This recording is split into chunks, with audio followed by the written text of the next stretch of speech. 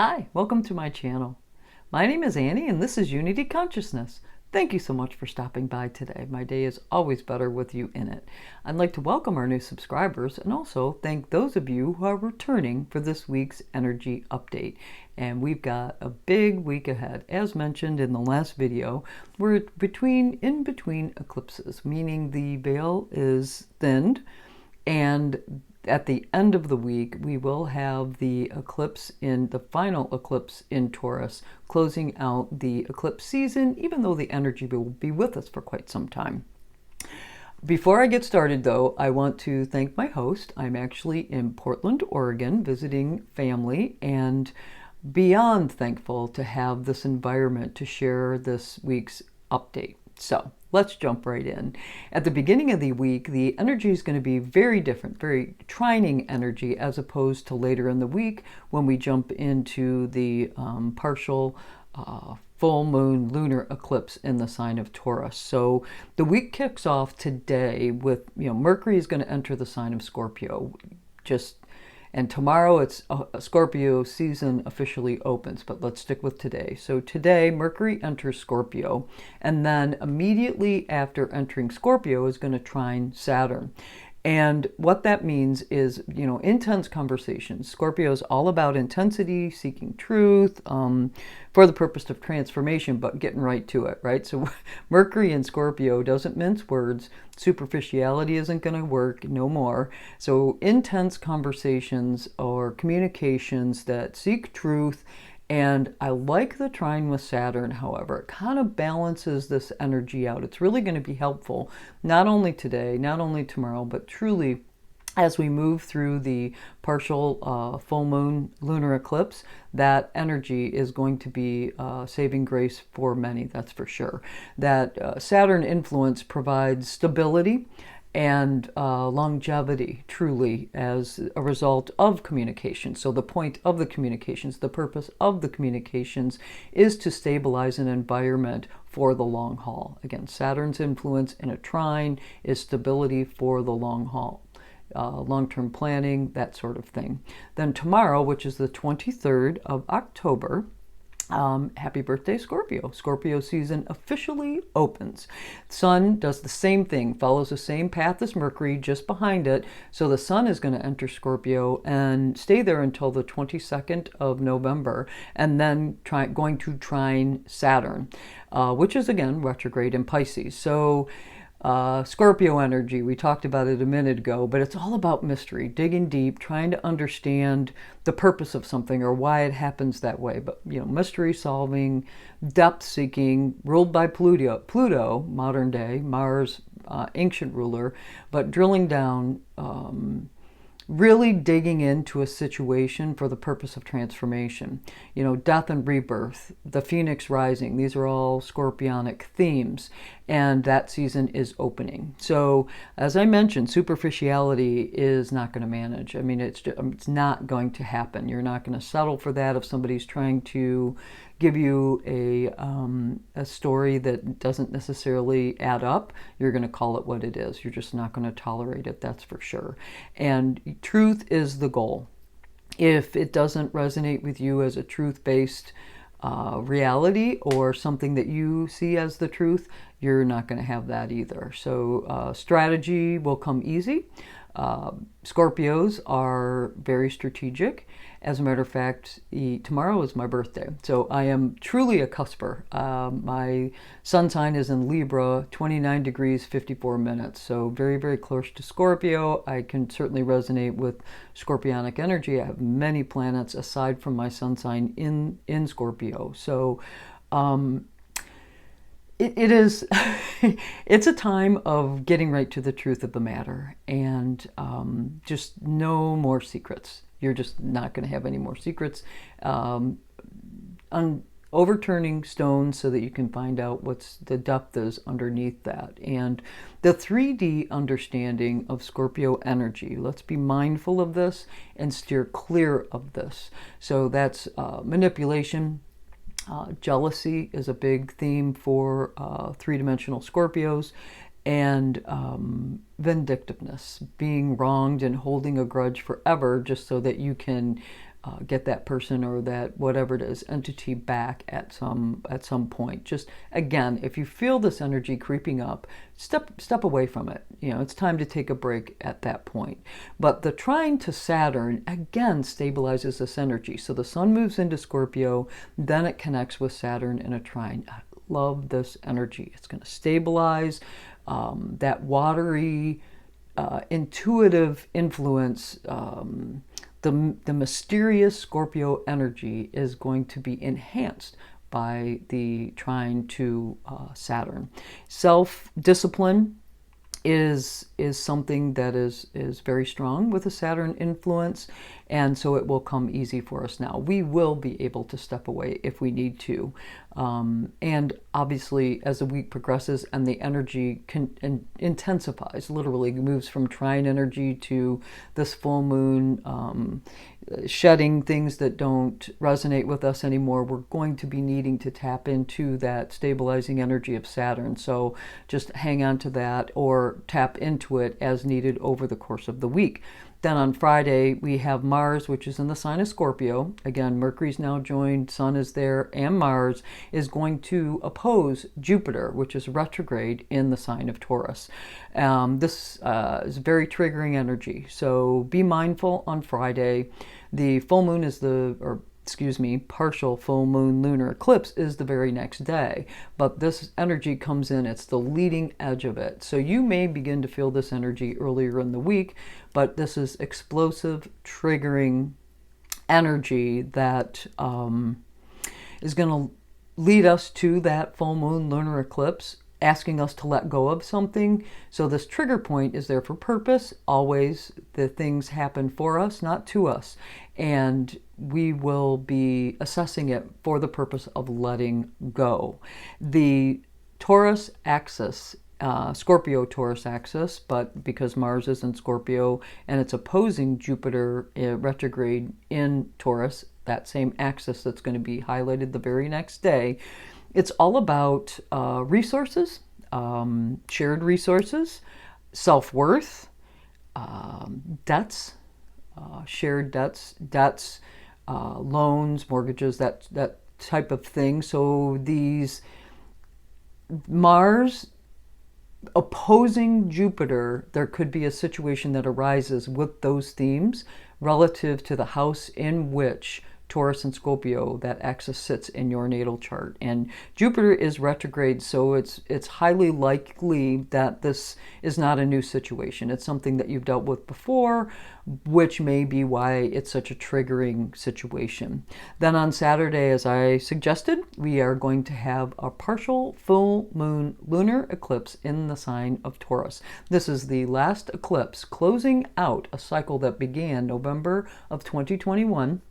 And the last eclipse on that axis for another 9 years. Well, it certainly closes out this decade.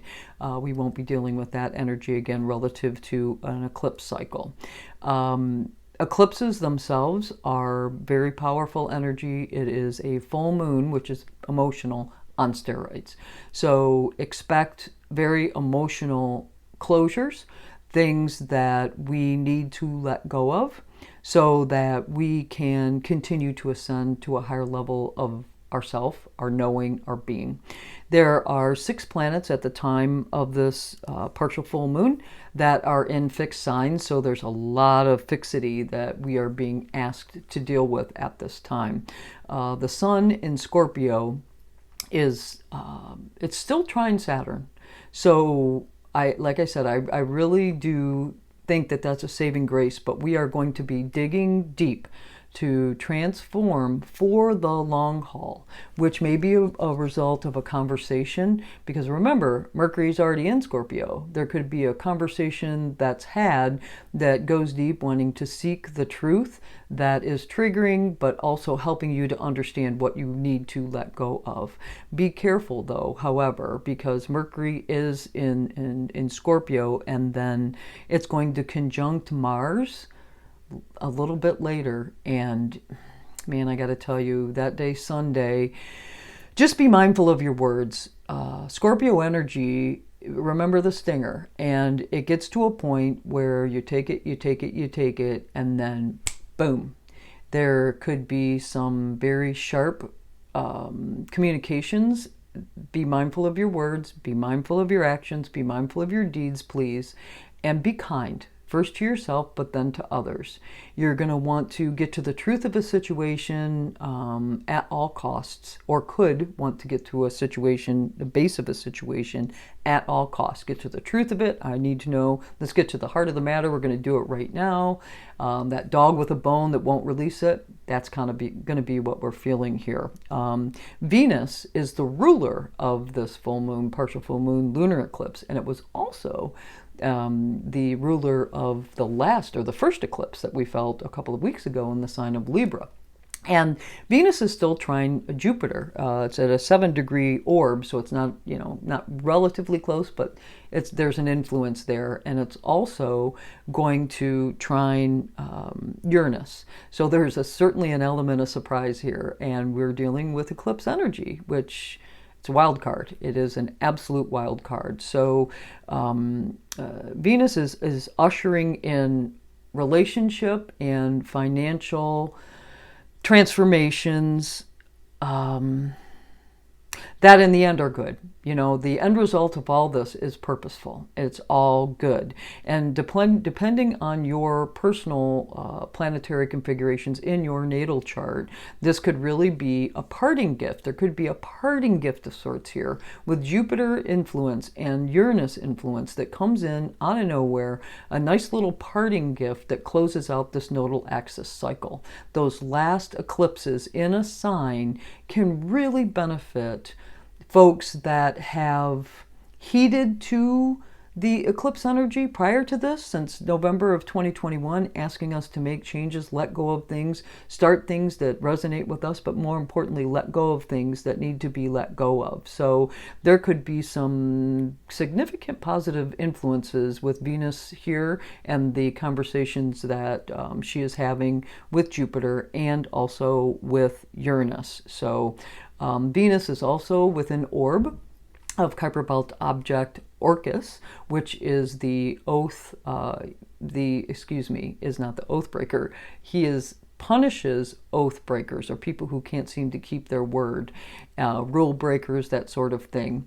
And it is all about creation with using love and compassion. So truly, how was that the Taurus eclipse themes for you?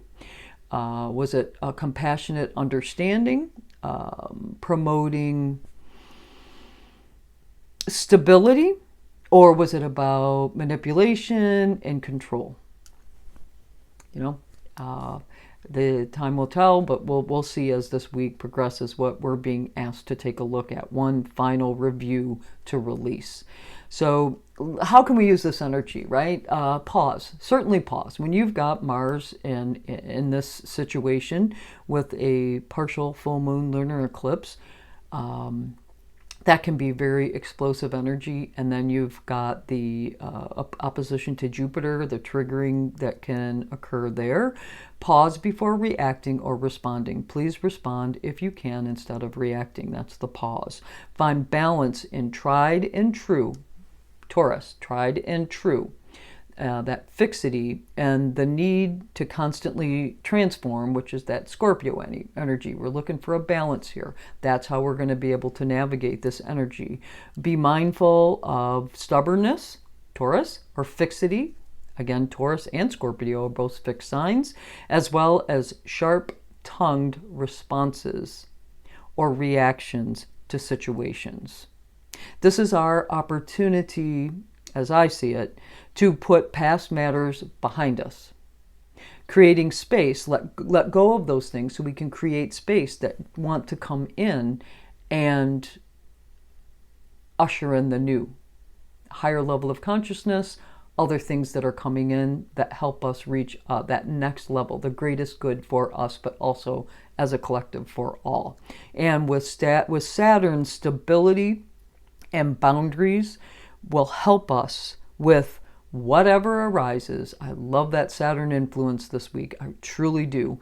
When you stay present, clock in, and allow yourself to have that balance. Have that balance. You know, like I said, clock in, be mindful, be kind, be present. Even when emotions are high, take it down a notch. Tune into Saturn. Tune into Saturn. Take it down a notch with compassion, right? Orcus. With compassion, truth, and honesty, and that's Scorpio. Okay? Well, that's what I've got for us this week. I also, yesterday, while downtown Portland, picked up a new deck. I'm so excited to show it to you. It's really fun. It is the Starseed Oracle deck.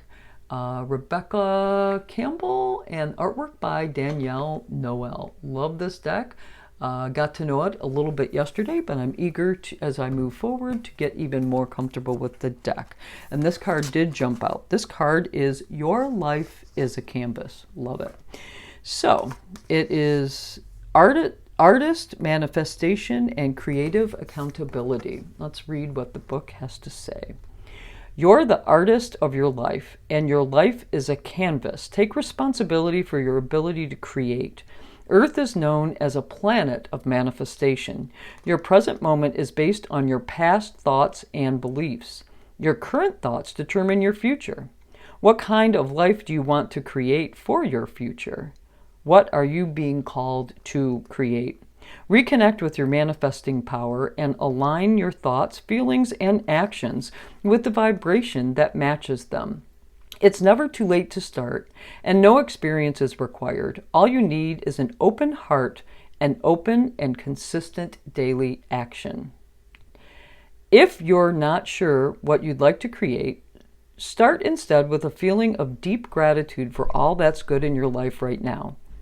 State out loud what you're not most thankful for and look for the good in your life, and one thing will be certain and constant for you. You'll find yourself attracting more and more good experiences into your world. This card is inviting you to see your entire life as a canvas, and the picture is completely up to you. Color it with your thoughts and feelings. Create the life that you most want to live. You may also be called to be more creative in your everyday life. Gosh, I love that. What have you been called to create? How can you express yourself more creatively? Starseed Soul Inquiry of this card asks us, what are you being called to create in your life? Well, thank you so much for joining me today. As I mentioned, my day is always better with you in it. If you like this video, please do click the like button. If you want to know when videos are being dropped, please click the subscribe button. If you have a comment or suggestion, please post them in the comment section below. I love to read what you have to say, and I always like to hear your opinion, that's for certain. Well, thank you so much for joining me today. I hope you have a fabulous week of change, transformation, and stability for the long haul. Thank you, Saturn. Take care. Namaste.